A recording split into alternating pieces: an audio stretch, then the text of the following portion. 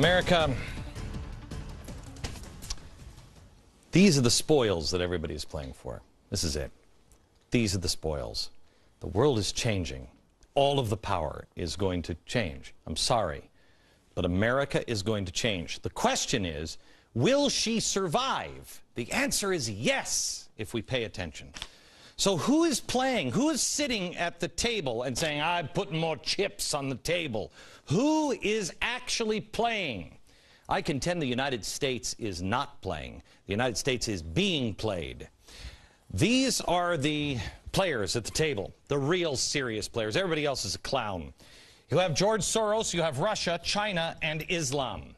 These are the players of the table. And if you look at each of these players, you will see they all have cards that they are holding. And you would say, if you just looked at their cards, who's going to win? Well, Soros, he is the ultimate capitalist. He has made billions of dollars, and he wants to slam the door shut on others. Now, I don't know if he even cares what the system is now. He just wants his own system, this open society thing. He has called for a new world order for years. Listen. You really need to bring China into the creation of a new world order, financial world order. It only gets more greedy as you get closer to Soros. This is a guy who's known as the man who broke the Bank of England. He's brought down economies before. The game George Soros is playing is a game where he will financially win.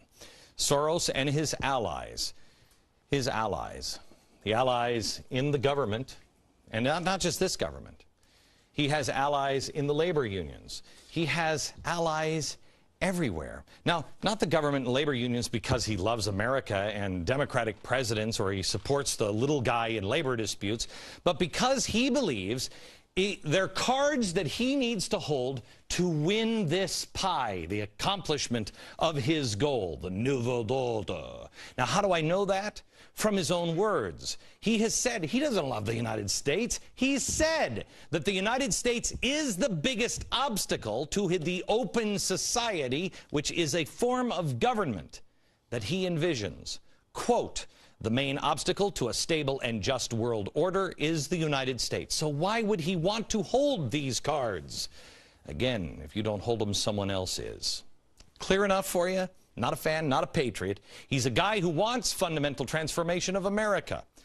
Now, I don't believe the United States is the main obstacle to a stable and just world order. Do you? This man's playing for control of this. But is anyone reporting, or does anybody care? I believe we have always been the great last hope for the world, and we still are. Okay. He also has banking. He has the corporations through the Tides Foundation and things like that. He has the media. Hello, Fareed. Are you watching? Are you busy on the phone with Obama or Soros? The media. He has the radicals. He has communists who are joining with all of these groups. This man's a capitalist. Why would he have radicals? Why? Fuel. He has the churches. He's godless. Why is he funding so many church activities? The man is an atheist. Doesn't make sense unless you understand he's playing for the world. Next player at the table is Russia. You have, with Russia, they've got a lot. Most Americans completely dismiss them as a nation that we needn't concern ourselves anymore. It's a non-threat. But Russia is using communist countries like Venezuela. They are also playing a wicked game, co-opting the Middle East. They know if the control of oil, if you control oil in Europe, you got Europe. That's why they are building pipelines all through Europe. Look who's been building alliances with Europe. With Russia. It's Turkey. Last year, the two agreed to build the first Turkey nuclear plant, a project worth $20 billion. We can't build one here, but Turkey can? Russia is building one. Russia is the biggest trading partner in Iran. They're helping Iran build one. We can't build one, but Iran is safe to have a nuclear power plant. Also, Russia and Venezuela. Last year, the two countries promised to strengthen their bilateral ties. Russia even says the communist country has acted like a real friend. Aren't they? Didn't we just announce on this program last week that they're also building missile platforms in Venezuela?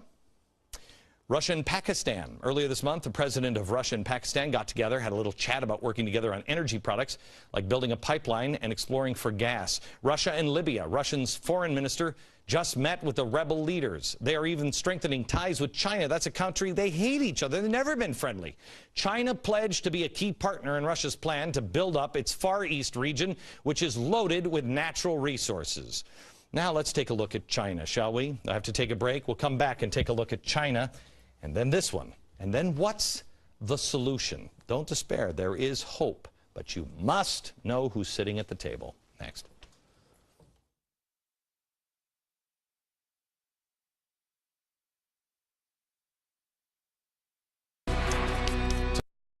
Tonight, I just want to show you the world is being divvied up.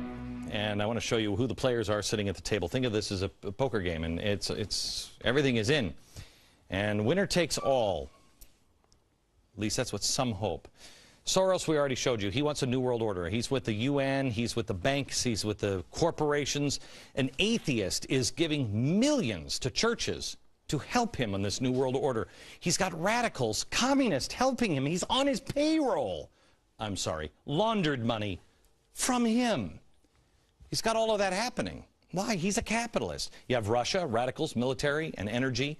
They're sitting at the table. They're holding some good cards here, and they've already got Europe by the throat. Then you have China. China is the obvious winner here. They have plenty of money, plenty of people. They have tech. They have resources. The military is about to take over. Think of this. They have 1.4 billion people in China alone. We have 310 million. India has 1.2 billion. Got it? China is just investing in gold. They have invested, they're buying, what is it, 10,000 tons of gold here in the next year. It's crazy what they're doing. They've got the resources. These guys, there are three players at the table here that have a lot in common. They're playing with fire. They're playing with radicals, radicals, radicals. These guys do not like an unstable world. They don't like it. They're slower, more methodical. They don't want to upset the apple cart because they have 1.4 billion people. That thing becomes unstable. It's chaos in China. So they don't like an unstable world. Neither does Soros in the end. Soros has got to get rid of these people. He'll get rid of these people. He'll get rid of these people really in the end, because anything that is too radical, that has too many thugs, he's a businessman. It's just business. It's not personal. When he's done, he's done. But he's playing with fire because he's also tied himself through these radicals down here. And this is the last one sitting at the table. Radicalized Islam. Islam, as it's done in the Middle East, they have the oil. But they also have something else that is a trump card, and that is God. I should make that. They have faith. They have faith on their side. They believe in something. George Soros, all of his minions, they only believe in money. Faith in God trumps money every time. And everybody that he has to rule, he rules over. Are you for George Soros's plan? Do you even know what his plan is? How about Russia? Russia, radicals, they have to, both of them in the end, have to have a thugocracy. China is a thugocracy. And Islam, the ultimate.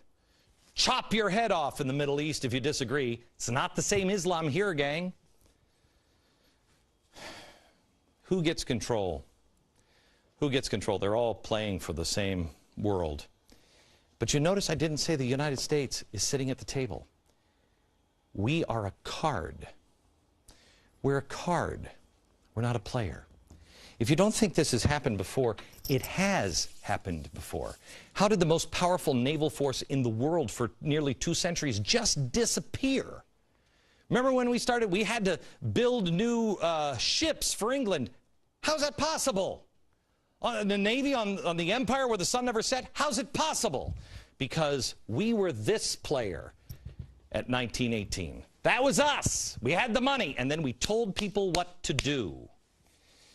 Islam, no matter what anybody else says, Islam, in the end, is the winner because faith trumps all of these things. But there is hope. There's a way to beat it next. All right.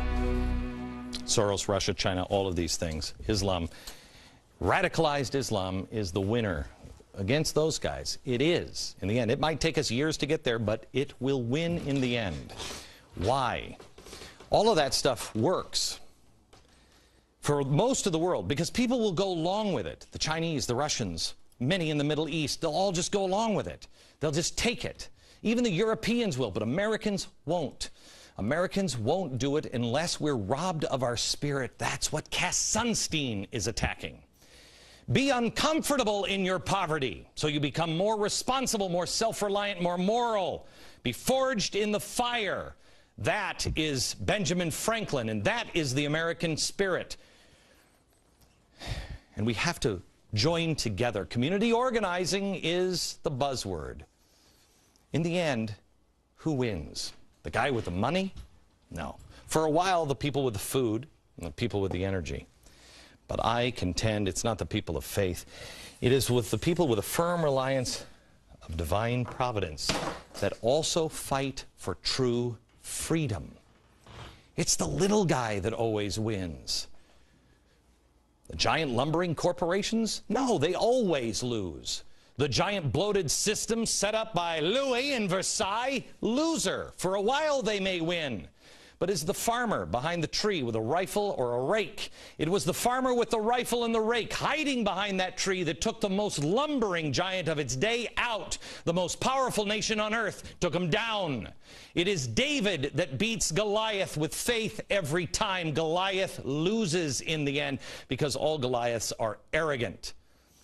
If we have firm reliance in the protection of divine providence, all you need is a tree and a rake. Because we had a tree, a rake, and a rifle in '76 when we were a collection of farmers and brought down the British Empire. We just have to hold on to firm reliance of the protection of divine providence and hold on.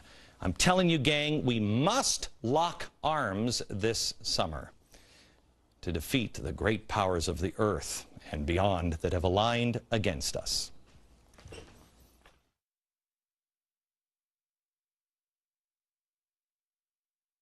America, there might be some things that you're not following or you don't understand. I ask you to join me at glennbeck.com and try to do your own homework. Follow closely. It's your country. It's your life. It's your world. From New York,